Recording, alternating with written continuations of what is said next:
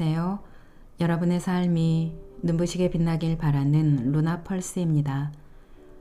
오늘은 어른을 위한 인생 수업 책 중에서 갈등의 지뢰 문장 4가지를 조심하라 부분을 소개해 드리겠습니다. 자신이 옳다고 생각하면 잘 이야기하고 불만이 생기면 확실하게 표현할 것, 그리고 서로의 감정을 절대로 무시하지 않을 것. 이것이 바로 함께 소통하는 제1원칙입니다. 함께 살아가다 보면 의견이 불일치하는 순간이 있습니다. 특히 배우자나 가족과는 오랜 시간 함께 있는 만큼 갈등을 피할 수 없습니다.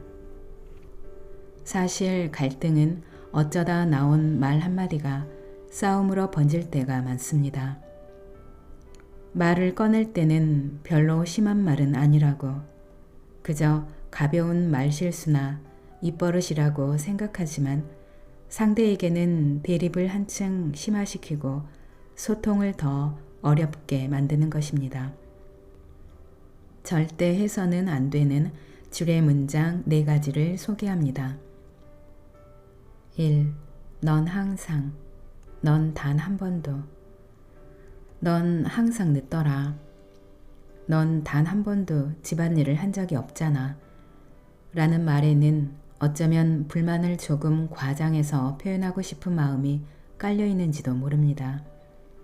하지만 흑 아니면 백이라는 식으로 던지는 무조건적인 불평의 말에 상대방은 기분이 무척이나 상합니다. 왜냐하면 상대방은 잘못을 지적당했을 뿐만 아니라 잘했던 것까지 무시당했다고 느끼기 때문입니다. 불만을 표현하고 싶다면 사실에 부합하여 이야기하고 내면의 감정을 확실하게 전해야 합니다. 예를 들면 이렇게 해볼 수 있습니다. 오늘 넌 15분 늦었고 전에도 대략 30분은 늦었었어. 존중받지 못하고 있는 것 같아서 네가 늦을 때마다 기분이 안 좋아. 다음엔 제 시간에 와줄래? 2. 내가 몇 번을 말했어. 어쩌면 수없이 이야기했음에도 상대는 여전히 그대로일 수 있습니다. 하지만 내가 몇 번을 말했어 와 같은 표현은 아무런 도움이 되지 않습니다. 만약 상대가 정말 자신의 행동을 변화시킬 뜻이 있었다면 당신이 재차 일러주지 않아도 진작 변했을 것이기 때문입니다. 그러므로 상대가 여전히 그대로라면 다음 2가지 가능성을 생각해 볼 수 있습니다. 변하고 싶은데 잘 안 되거나 변하고 싶은 마음 자체가 없거나. 만약 전자라면 소통의 문제가 아니라 행동과 습관의 문제이니 더 좋은 방법을 함께 찾아봐야 합니다. 후자라면 변하고 싶지 않은 이유에 대해 조금 더 이해할 필요가 있습니다.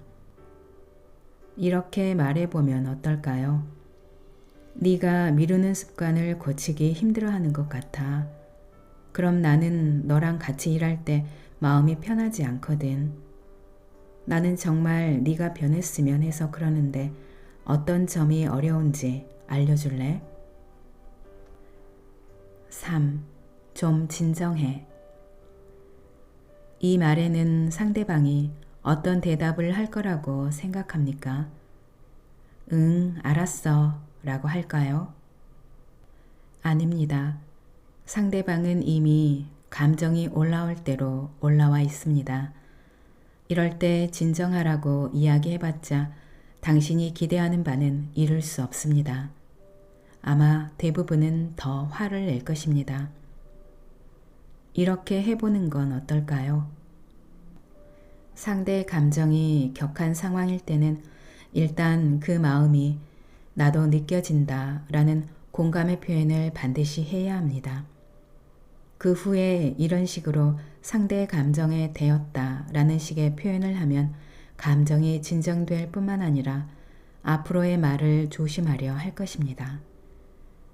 난 네 얘기를 정말 잘 들어보고 싶어.